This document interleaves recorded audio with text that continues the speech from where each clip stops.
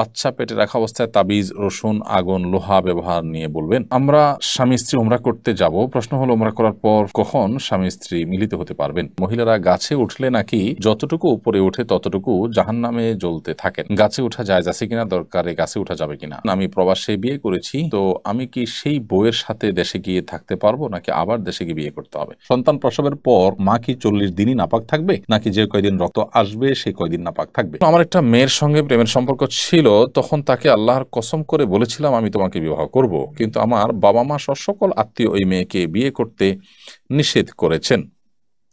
আমি নিজেও তাকে আর বিয়ে করতে চাই না, এক্ষেত্রে আমার কোনো গুনাহ হবে কিনা? দেখুন, হারাম রিলেশন এই বিষয়টি ইটসেলফ একটি গুনাহের কথা। এখান থেকে তওবা করে ফিরে আসা দরকার, আল্লাহর কাছে ক্ষমা প্রার্থনা করা দরকার। এবং আপনি যদি কারোর সাথে শপথ করে থাকেন তাকে বিবাহ করবেন, তাহলে শপথ রক্ষা করা সম্ভব হলে শপথ রক্ষা করবেন। আর যদি মা বাবা আত্মীয়স্বজন সবাই আপনাকে নিষেধ করে শরীর দৃষ্টিকোণ থেকে, সেক্ষেত্রে আপনি নিষেধাজ্ঞাকে, বিশেষ করে মা বাবার নিষেধাজ্ঞার কারণে সেটাকে আপনি মেনে চলবেন এবং তাকে বিবাহ না করার কারণে যে শপথ করেছিলেন সে শপথের কাফারা দিবেন। শপথের কাফারা হিসাবে 3 দিন আপনি কাফারা হিসাবে 3 দিন রোজা রাখবেন অথবা 10 জন মিসকিনকে একদিনের খাবার দিয়ে দিবেন।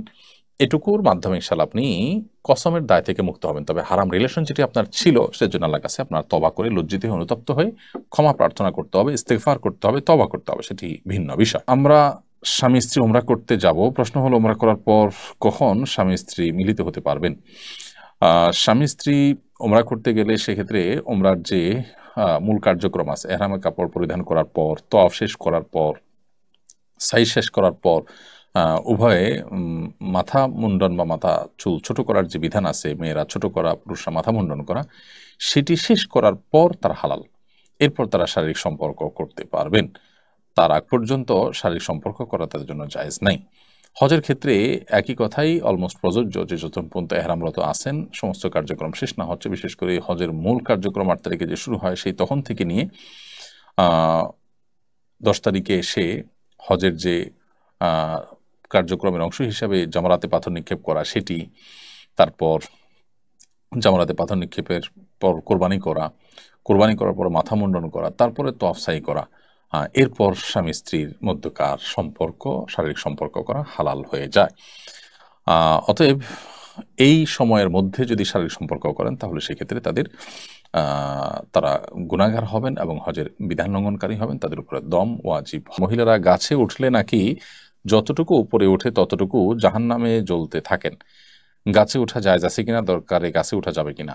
এরকম কোনো কথা আসলে নেই যে মহিলারা গাছে উঠলে জাহান্নামে জ্বলতে থাকবে ইত্যাদি, এগুলো মন গড়া কথা। যদি কোনো প্রয়োজনে কোনো মহিলারা গাছে ওঠার প্রয়োজন হয় উঠতে পারেন।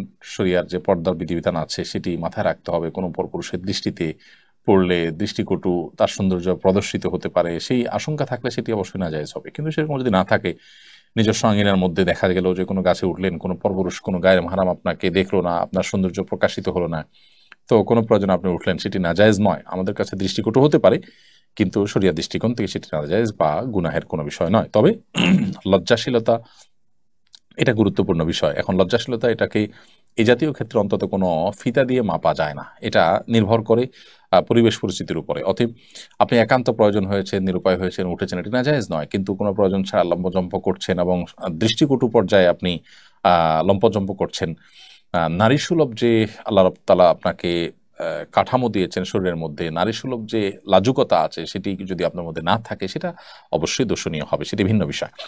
তো মৌলিকভাবে এটি কোনো নিষিদ্ধ বিষয় নয়, তবে বিশেষ কারণে সে নিষিদ্ধ হতে পারে, যেমন পর্দা লঙ্ঘন ইত্যাদি। সন্তান প্রসবের পর মা কি 40 দিনই নাপাক থাকবে নাকি যে কয়দিন রক্ত আসবে সেই কয়দিন নাপাক থাকবে?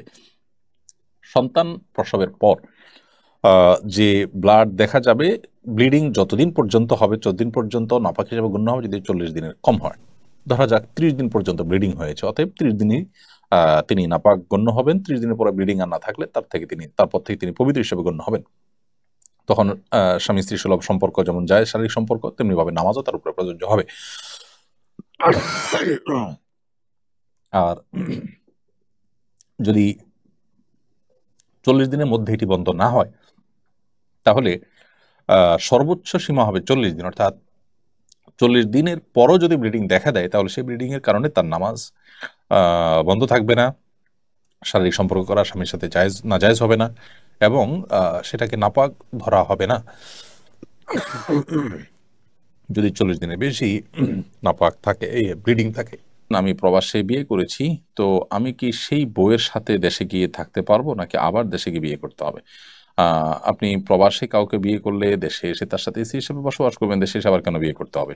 কিন্তু আপনি যদি ফোনের মাধ্যমে বিবাহ করে থাকেন, ওভার ফোন বিয়ে করে থাকেন, এবং এক পক্ষ থেকে আপনি প্রস্তাব দিয়েছেন, তারা সম্মতি প্রকাশ করেছেন, কিংবা তারা সম্মতি দিয়েছেন, আপনি ফোনে বলেছেন আমি কবুল বলেছি, এটুকু আসলে বিয়ের জন্য, বিশুদ্ধ বিয়ের জন্য যথেষ্ট নয়। বরং এভাবে ওভার ফোন বিয়ে হতে হলে তাওকিলের মাধ্যমে, উকিল নিযুক্তকরণের মাধ্যমে হতে হবে। অর্থাৎ দেশে আপনি কাউকে প্রতিনিধি হিসাবে দায়িত্ব দিবেন যে আমার অমুকের মেয়ে অমুকের সাথে এত টাকা মহারণা বিনিময়ে বিবাহের প্রস্তাব তুমি আমার তরফ থেকে করবা, অথবা তারা কেউ আমার জন্য বিবাহের প্রস্তাব দিলে তুমি আমার পক্ষ থেকে কবুল বলবে। তখন কেউ একজন আপনার পক্ষ থেকে কবুল বললো, ব্যাস এটুকু যথেষ্ট। ফোন কল, ভিডিও কলের মাধ্যমে বিবাহের মাধ্যমে যে প্রতারণার সংখ্যা থাকে, সেটি কারণে এবং শরিয়ার আরও কিছু মূলনীতির আলোকে সরাসরিভাবে ওভার ফোন বিবাহ করা জায়েজ নেই। অতএব আপনি প্রবাস থেকে যদি শরিয়া সিদ্ধ পদ্ধতিতে বিয়ে করে থাকেন, তাহলে দেশে এসে আপনার স্ত্রীর সাথে আপনার বসবাস করতে কোনো অসুবিধা নেই। বাচ্চা পেটে রাখা অবস্থায় তাবিজ, রসুন, আগুন, লোহা ব্যবহার নিয়ে বলবেন। বাচ্চা পেটে রাখা অবস্থায় গর্ভধারিণী নারী তিনি রসুন, আগুন, লোহা এগুলো ব্যবহার করতে পারেন। রসুন ব্যবহার করতে পারেন, রসুন খেতে পারেন, আগুন আগুন ব্যবহার করতে পারেন, লোহার কোনো কিছু কাটাকাটি করা লাগলে করতে পারেন। এগুলোর সাথে আসলে কোনো আপনার বিধিনিষেধের সম্পর্ক নেই একজন গর্ভবতী নারীর জন্য। আর তাবিজের বিষয়টি হলো যে নবী সাল্লাল্লাহু আলাইহি সাল্লাম তাবিজ কখনো ব্যবহার করেননি, কাউকে দিতে বলেননি। তবে দুষ্ট জিনের উপদ্রব বা অন্য কোনো ক্ষয়ক্ষতি থেকে আত্মরক্ষার জন্য ঝাড়ফুঁকের শরণাপন্ন হতে পারেন, কোরআন হাদিসের আলোকে ঝাড়ফুঁক করতে পারেন, অন্য কারো কাছ থেকে ঝাড়ফুঁক নিতে পারেন, রুকিয়া শরঈয়ার আশ্রয় নিতে পারেন, মাধ্যম ব্যবহার করতে পারেন, সেটি ভিন্ন বিষয়, তবে তাবিজ নয়। আর এমনিতে সাধারণ জীবনযাপনে মানুষ যা যা করতে পারে, একজন গর্ভবতী নারীও তা তা করতে পারে, তার জন্য আলাদা কোনো বিধিনিষেধ নেই। আমাদের সমাজে নানা রকম বিধিনিষেধের কথা বলা হয়, এটা কাটা যাবে না, ওইটা কাটা যাবে না, এটা ধরা যাবে না, এটা ছোঁয়া যাবে না, এগুলো সবই কুসংস্কারের জন্য কথা।